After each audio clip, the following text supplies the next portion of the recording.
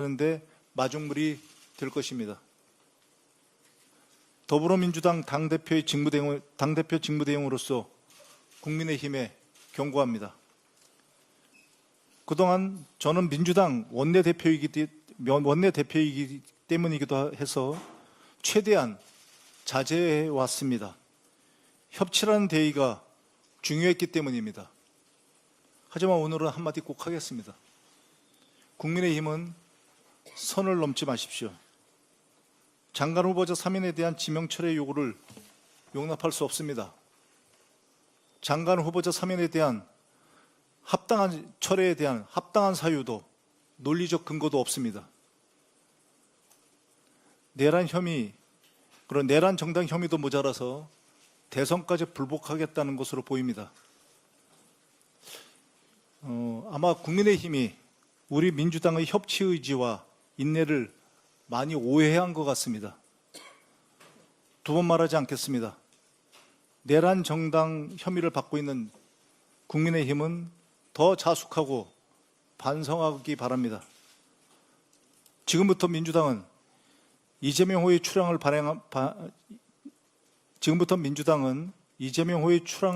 방해하는 그 어떠한 시도도 용납하지 않겠습니다.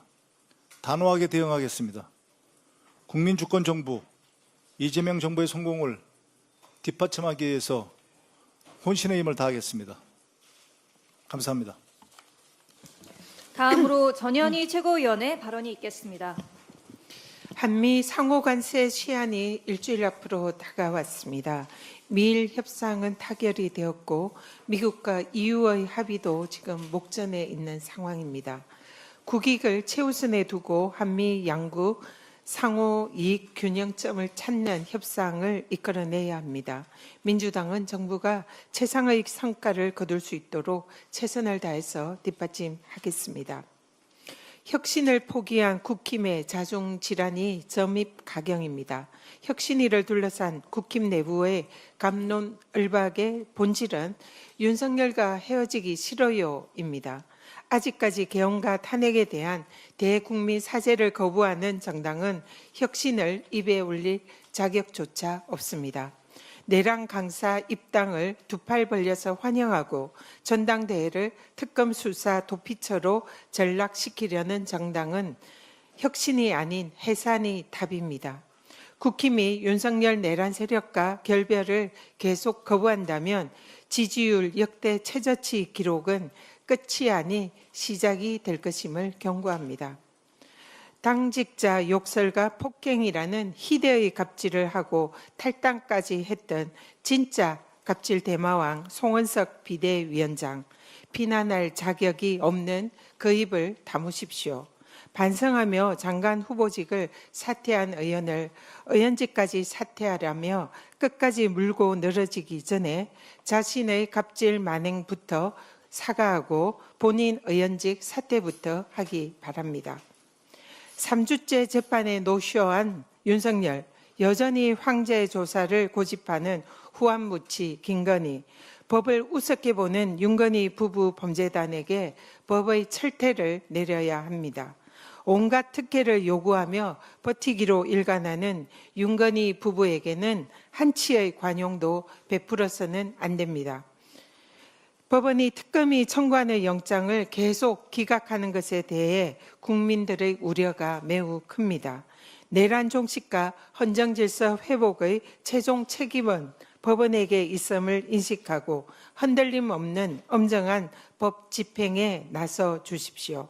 법치주의를 우롱하고 법위에 군림하려는 자들 앞에 기다리는 것은 역사와 국민의 심판입니다. 방송 언론에까지 깊이 뿌리내린 내란 세력의 청산이 시급합니다. YTN의 김백 사장이 지난 2월에 보도본부장, 보도국장 등 공식 보도지휘 계통을 묵살하고 부산 취재본부에 전한길이 참여한 내란 동조 극우 집회를 보도하라며 직접 취재 지시를 내린 사실이 드러났습니다. 당시 YTN에서는 서울을 제외한 지역별 탄핵 찬반 집회를 기사화한 적이 없었고 부산 취재본부는 에어부산 화재 사고 보도에 주력하는 상황이었다고 합니다. 그런 상황에서 김백 사장의 보도 지시는 명백한 보도 자율성 침해이자 내란 선전선동 가담 행위입니다. 김백 사장은 부당한 보도 개입 행위에 대해서 낱낱이 밝히고 YTN 구성원과 국민에 대한 공식 사과와 함께 즉각 물러나십시오. YTN의 방송 독립성을 무너뜨리고 보도 지시를 빙자한 내란 동조 행태에 대해서는 반드시 그 책임을 물어야 할 것입니다. 오늘 민주당 3대 특검 종합대응 특위가 구성이 완료되었습니다. 제가 총괄위원장을 맡고 김병주 최고위원과 함께 활동하게 됩니다. 대응 특위의 목적은 내란 종식과 함께 윤석열, 김건희 부부의 각종 범죄 의혹의 진상 규명을 방해하려는 국민의힘과 내란 세력들에 대한 특검 방해 행태에 대해서 민주당 차원에서 대응하고 또 원활한 특검 수사를 지원하는 목적입니다. 또한 내란 세력에 숨죽여 진실을 밝히기를 두려워하는 정의로운 공익 제보자들의 제보를 접수하고 보호하는 역할과 함께 원활한 특검 수사를 지원하는 것입니다. 필요하면 법령 제정 등 제도 개선도 적극 검토하겠습니다. 앞으로 윤석열, 김건희 부부의 범죄 국정농단 진상 규명을 위한 특검 수사 지원에 최선을 다하겠습니다. 이상입니다. 다음으로 한준호 최고위원의 발언이 있겠습니다. 네, 최근 내각 구성과 관련해 인선이 철회되거나 후보자가 사퇴하는 일이 있어서 대단히 안타깝고 송구한 심정입니다. 그럼에도 국민주권정부는 초대 내각을 구성할 적임자를 찾기 위해 전력을 다하고 있다는 점과 우리 정부의 성공을 바라는 마음은 여기 계신 모두가 같을 것이라 생각을 합니다. 인수위도 없이 출범한 국민주권정부 어느덧 50여일이 지났습니다. 지난 23일 기준으로 장관 후보자 11명에 대한 임명 절차가 완료되었고 다음 주에는 김윤덕 그리고 최희영 두 장관 후보자에 대한 인사청문회가 예정돼 있습니다. 이 원활한 국정 운영을 위해서 장관 인선이 차질 없이 진행되어야 할 텐데 이 국민의힘 발목 잡기가 정말 경우를 넘어서고 있습니다. 어제 국민의힘 송원석 비상대책위원장은 안규배 국방부 장관 후보자, 권오을 국가보훈부 장관 후보자, 정동영 통일부 장관 후보자에 대해서 지명 철회를 촉구하고 나섰습니다. 국민의힘 내부가 엉망이니 이 시선을 밖으로 돌리기 위해서라도 이런 짓을 한다는 것은 이해는 하더라도 그 사유가 합당하거나 분명해야 하지 않겠습니까? 지금의 태도는 국정 발목 잡기 그 이상도 그 이하도 아닙니다. 송원석 위원장이 장관 후보자들을 두고 도무지 정상이라고 볼 수 없다라고까지 비난을 하던데요. 글쎄요, 내용을 떠나서라도 비난을 할 사람이 비난을 해야죠. 비난하는 송원석 위원장 이야기는 좀 뒤로 미루고 지난 3년 윤석열 정권의 장관들은 얼마나 정상이었는지 한번 살펴보겠습니다. 송원석 위원장 덕분에 지난 정부 인사청문회 자료들을 좀 훑어봤습니다. 면면이 주옥 같은 분들만 골라서 장관 후보자로 지명한 내란 속의 윤석열의 안목에 정말 새삼 감탄하지 않을 수가 없었습니다.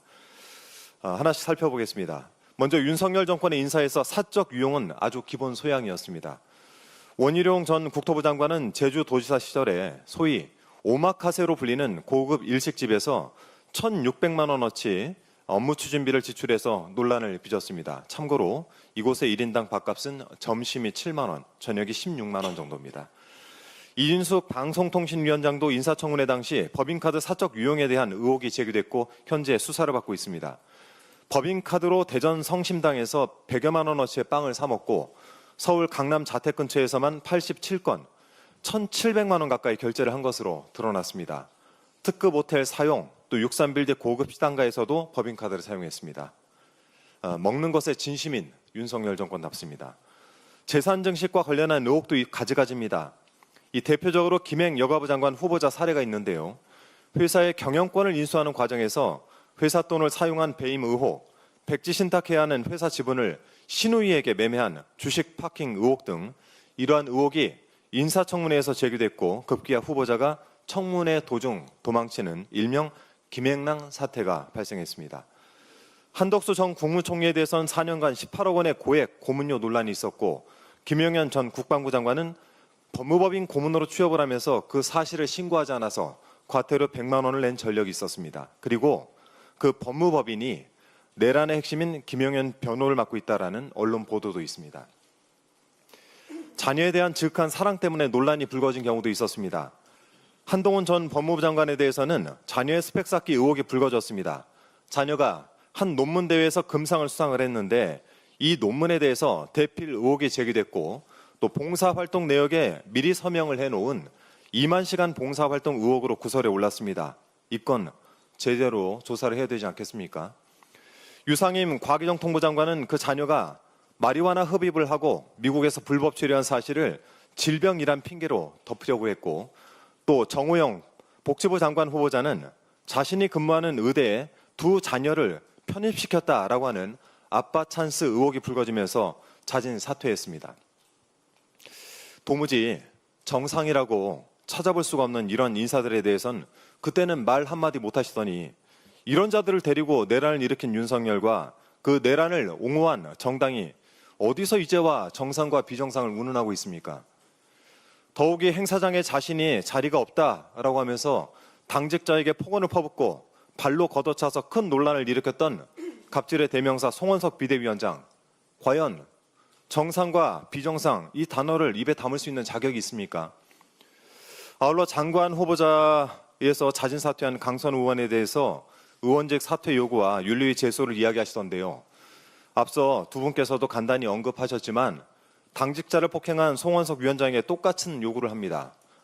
당장 위원장을 비롯한 의원직에서 사퇴할 것을 요구하고 자진해서 물러나지 않는다면 민주당도 송원석 위원장을 갑질 및 폭행으로 윤리위에 제소할 것을 말씀드립니다. 이러한 국민의힘 내부 성찰 처절하게 하시길 바랍니다. 극우 세력과 선을 긋고 계엄의 강을 건너 국민의 삶에 동참하시길 정말 당부드립니다. 간단하게 한 말씀만 좀 덧붙이겠습니다. 오전에 민중기 특검팀이 양평고속도로 종점변경 관련해서 김성교 의원실에 대해서 압수수색에 들어갔다고 하죠. 제 맞은편 방이라 회의 들어오면서 보니까 기자분들께서 많이 와 계시던데요. 이 특검에 의하면 최근 의 의혹과 관련해서 국토부 직원들의 조직적인 움직임이 포착되었다고 합니다.